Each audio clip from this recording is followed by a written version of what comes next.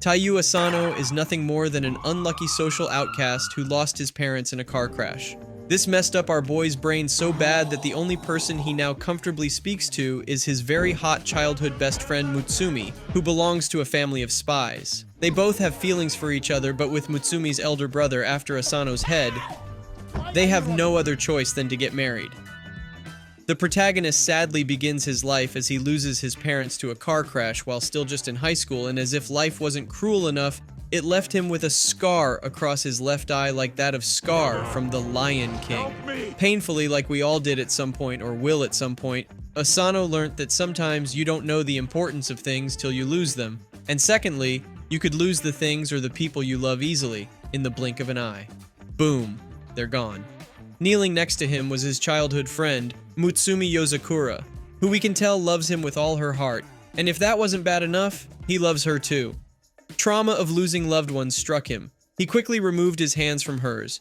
Do not touch me. But as an understanding girl she is, she realized that he's just scared of losing her too. So she softly, lovingly, and beautifully just said that she's not gonna leave. Take note of the flower ring in her hand. At school, Broken Asano just sits at the back of the class all alone. And that brings to my notice, most protagonists never really sit at the front rows in class. They're always at the back. Classroom of Elites, Ayano Koji was at the back, Yu from Spriggan was at the back, Hayakuya from Seraph of the End too. Can someone explain why? 3 guys came around, they tried to entice him to hang out with them, laying down 3 options for him to pick from: soccer, study group, and karaoke. He turned them down like he was having a mental breakdown. The guy on the right has a pumpkin-shaped head. They were all bummed out by his rejection. At least after a month in class, they expected him to at least loosen up and hang out with them, but nothing for them. I guess they don't know what's up with him. Mutsumi is also in the same class. She sees them trying to persuade him to hang out. Immediately, they leave Asano's side, saying they'll try again another day. Mutsumi slides in sharp. She put her lunchbox on his head, saying he turned them down again even though they asked politely. She noticed he's not been eating properly for a while, so she made lunch for them salty tamagoyaki. She threatened him not to waste the carrots again. The 3 guys Asano turned down watch from the side of the door, jealous, wondering why Mutsumi, the idol of the school, would choose to hang out with Asano.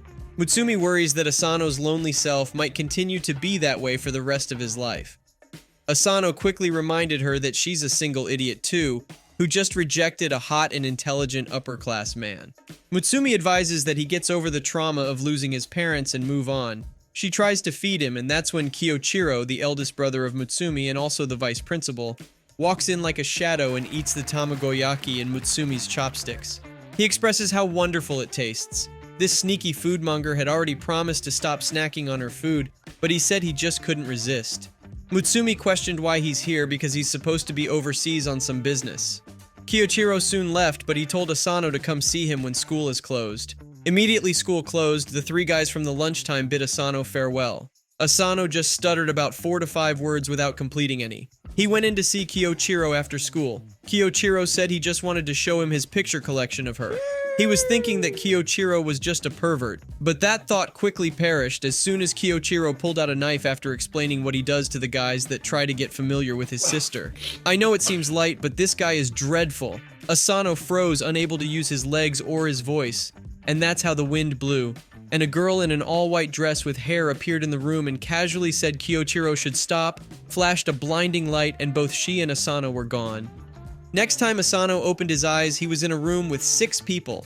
5 weirdos that he didn't quickly notice because he was busy enjoying the beautiful sight of Mutsumi, but soon enough he realized the other 5 weirdos because how can you not just notice the person with a bucket for a head? Mutsumi said not to worry, that she'll explain everything, and this went forward to fill him in on about how his life was about to change. The 5 others were Mutsumi's siblings. Remember the girl that saved Asano? She is Mutsumi's elder sister, Zutaba, a green-haired guy in a large waste bin, Shinzo, her elder brother, a tech guru, Shion, with purple hair, Kengo, with yellow hair and possibly a cat costume, to the one that actually bothers me the most, Nanao, a lady over 6'5" in height, wearing a lab coat and a bucket to cover her face. She looks like an overfed biochemist working in a good industry. Without giving him space to breathe, she just ends her introductions by saying they're spies. Asano reacts to the way she just casually said it as if they were farmers or any other normal job you'd see out there that a whole family can just venture into. I forgot someone that also worries me, but seeing that they're spies, I understand that he'd unveil his true self. Goliath, contradicted by both name and introduction, is a small cat who was introduced as a guard dog, but let's see how it goes. Flabbergasted by what he just heard and also in denial, Asano just jokingly walked up to Shinzo and picked up a gun thinking it just props. He fired into the air and immediately Baba just froze standing there. No one else in the room reacted.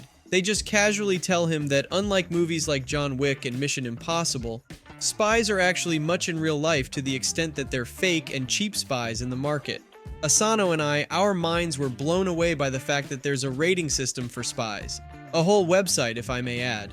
Asano is told that the best of them is Kiyochiro, who he knows as the vice principal of the school. Asano has always been a target to Kiyochiro, but since he's Mutsumi's childhood friend, he has always had a pass. Kiyochiro always gets rid of the guys Mutsumi gets close to because he sees them as danger. While Mutsumi was young, she suffered a fatal accident because of Kiyochiro. The white hair is proof of the stress. Since then, Kiyochiro has been a Mutsumi protecting monster. Now that a social media post confirms that someone's trying to kill Mutsumi, Kiyochiro has gotten enough reason to end Asano. Speak of the devil, alarm goes off to warn that Kiyochiro has arrived. As usual, the best of the best is coming after you. You get a little scared, but Futaba specifically is ready to fight back. Futaba first proposed an alternative. There's an ironclad rule that states no killing of family members, so if they get married now, there's a possibility that Kiyochiro won't harm him. Mutsumi shoots down the idea, explaining that bro is still going through the trauma of losing all his family members. Fixing him into another family now would be too much for him.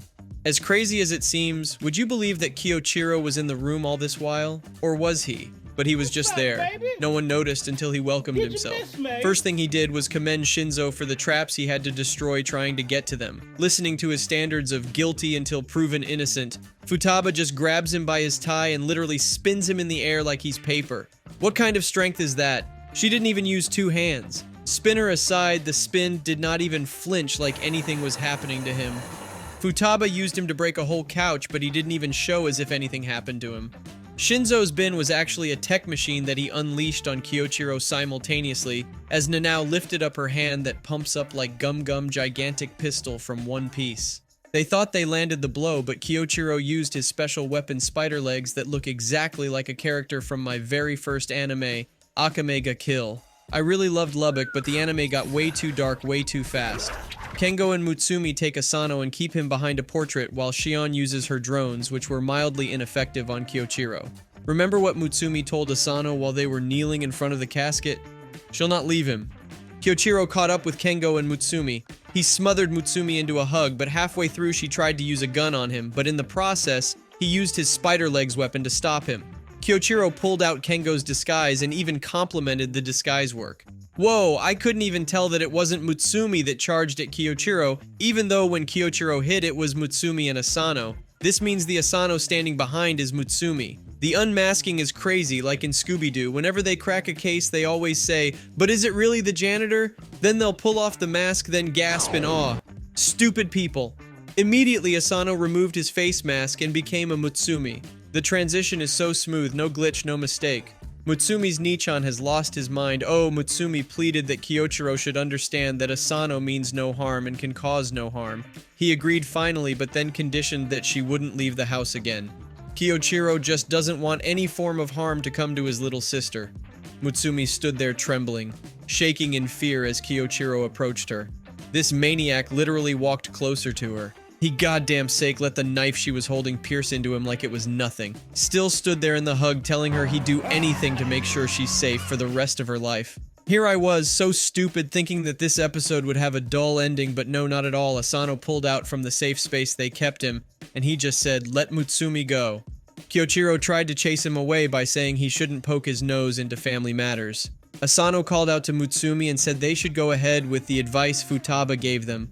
I might have not explained what it is. She said they should get married, and the marriage process is very easy, just the way I love it. The flower blossom ring in her hand is actually double, and all you have to do is open it and give it to your other to wear. Very simple. Mutsumi quickly pulled out the ring for Asano, and threw it at Asano before Kiyochiro could realize what's going on.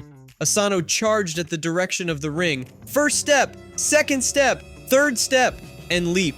Just as his hand was about to close with the ring in it, Kiyochiro used his spider web to hold Asano in place with the ring just at the top of his grip. He was just about to gloat, but Asano's will is stronger than the threads of the spider's legs. He forced his hand through the spider's web. Bleeding through it all, he still got a hold of the ring. He pulls together his will after thinking what Mutsumi has been doing for him. He uses it to pull down the threads of the spider's leg. That's when the rest of the siblings rush in just in time to witness him put on a ring. I love what bro did here. Immediately he put on the ring he greeted Kiyochiro using elder brother. I love this guy. Kiyochiro was stunned and stood there frozen. Everyone rushed in to celebrate with the newly wedded couple. Futaba walked up to Kiyochiro and told him that it's time to teach Asano what it means to take care of Mutsumi. Is it me, or did that sound dangerous? My fellow Rizzlers, if you enjoyed this video, make sure to click on this next one right here and keep on laughing.